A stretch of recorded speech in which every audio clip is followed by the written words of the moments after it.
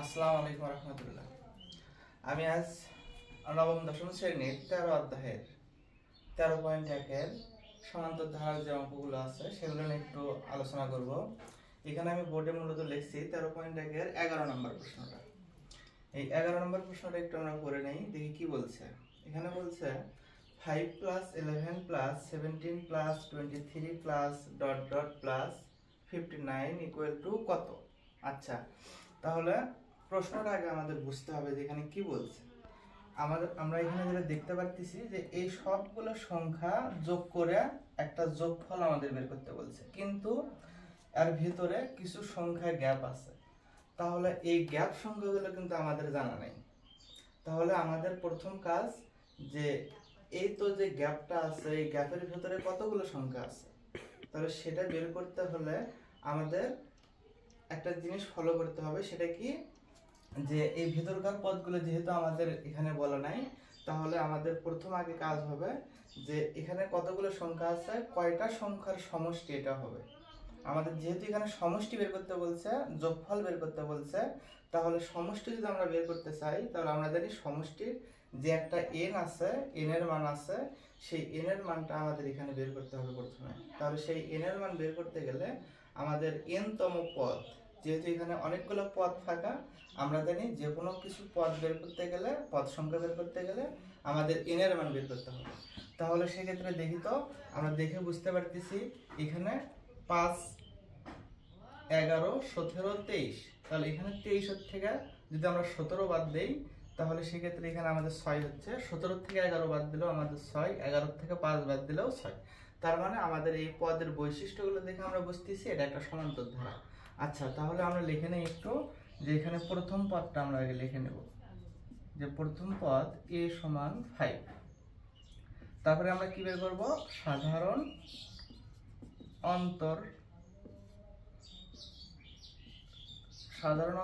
d সমান, আমরা জানি সাধারণ অন্তর কিভাবে বের করতে হয়, দ্বিতীয় পদ থেকে প্রথম পদটা বিয়োগ করতে হবে। আচ্ছা, তাহলে আমরা দ্বিতীয় পদ বিয়োগ প্রথম পদ। তাহলে দেখো আবার আমাদের এখানে দ্বিতীয় পদটা কি ছিল, 11, 11 থেকে আমরা বিয়োগ করছি প্রথম পদটা আমাদের কত, এখানে 5।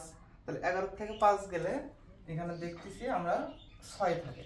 তাহলে আমরা এই প্রশ্নটার প্রথম পদ বের করছি, সাধারণ অন্তর বের করছি। আচ্ছা, তাহলে এখন এখানে আসি, এটা আমাদের এখানে আমি যদি এখন প্রশ্ন করি তোমাদের যে এই ধারাটার শেষ পদটা কত, অবশ্যই 59। তাহলে আমরা যেহেতু এখানে বলা নাই 59টা কততম পদ, তাহলে আমাদের ধরে নিতে হবে যে ধরি n তম পদ 59। তাহলে ধরি যখন আমরা লিখলাম n তম পদ 59, তাহলে অবশ্যই n তম পদের একটা সূত্র আছে। তাহলে সেই সূত্রটা আমরা সবাই জানি যে কি, a + n - 1 * d = 59। আচ্ছা, তাহলে এখানে আমরা এখন আমাদের এই মানগুলো বসাতে হবে। এখানে আমাদের বুঝতে হবে এই লাইনের থেকে যে এই লাইনটা লিখবো, এই পরের লাইনটা কি হবে সেটা আমাদের পূর্বের লাইন থেকে বুঝতে হবে। এখানে আমাদের এর মান আছে, এর মানটা দেখো সবাই, এর মান 5। আচ্ছা, আমাদের এখানে d এর মান আছে, d এর মান কত, 6। তাহলে একটা জিনিস বুঝতে হবে, এখানে আমাদের n এর মানই নাই, আমাদের পদ সংখ্যাই তো নাই, আমরা তো জানি না যে 59টা কত নম্বর পদ। আচ্ছা, তাহলে আমরা সেই n এর মানই বের করব। তাহলে এর মানটা বসাই, এর মানটা 5, n এর মান নাই, n ফাঁকা। আচ্ছা, d এর মান আমার কত, 6, 59। আচ্ছা, তাহলে এই 5 আমরা এখানে গুণের কাজ করি, 6 দিয়ে অনক গুণ করি, 6 দিয়ে অনক গুণ করো, 6, 59। আচ্ছা, তাহলে এখানে এখন দেখি, এই তো 6টা আগে লিখে নিলাম, এখানে কি আছে, -6, আর এখানে +5, অবশ্যই এখানে কি হবে, -1 হবে, -6 + 5। আচ্ছা, তাহলে এখানে আমাদের এ পাশে আছে 59। এখন আমরা কাজ করব, সংখ্যা সহ বর্ণ যেটা সেটা আমরা সমানের এই পাশে রাখবো, আর যেটা শুধু সংখ্যা সেটা ও পাশে বার করে দেব।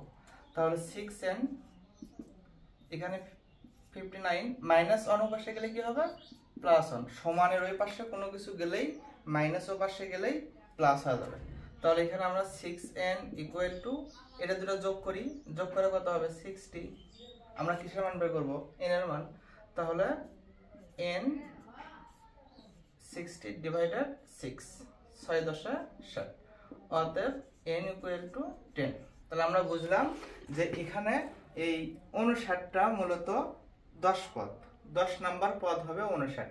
তাহলে আমাদের কি করতে বলছে, এই 10টা পদের সমষ্টি বের করতে বলছে। এখন আমরা কি জানি, যে আমরা একটা সমষ্টির সূত্র জানি।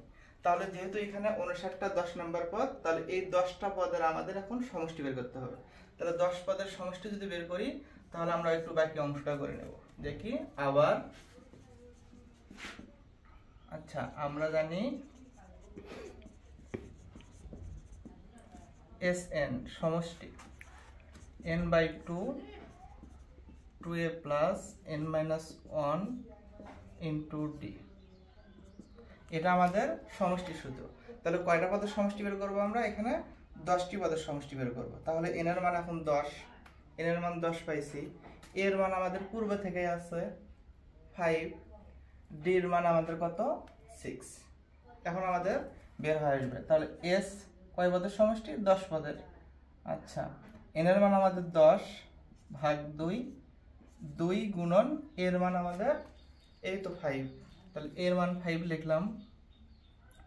আচ্ছা 5 প্লাস n এর মান 10 বিয়োগ 1, d এর মান আমাদের 6। আচ্ছা তাহলে আমরা কাটাকাটি করি, 5 দুগুণ 10, তাহলে এখানে থাকে কত 5। এখন একটু দেখি আমরা এই হিসাবটা করে নেব। 5 দুগুণ এখানে কত হবে 10, যোগ 10 থেকে 1 বাদ দেই 9, তাহলে এই 9টা 6 এর সাথে কি অবস্থায় আছে, গুণ অবস্থায় আছে। তাহলে লিখেই নেই 9 গুণন 6।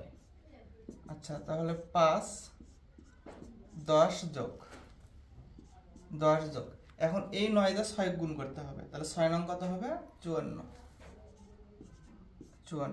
তাহলে 5 এই 5টার সাথে কি অবস্থায় আছে, এই এটার সাথে গুণ অবস্থায় আছে। তাহলে এখানে আমাদের গুণ চিহ্ন দিতে হবে। আর 54 আর 10 কত হয় 64। এখন এই 64 দিয়ে 5কে আমরা কি করব, গুণ করব। তাহলে দেখো 4 5 20, 5 6 30, থেকে 2, তাহলে 320। তার মানে এখানে আমরা বুঝতে পারলাম যে প্রথমেই আগে আমরা কি করে নিছি, n এর মানটা বের করে নিলাম।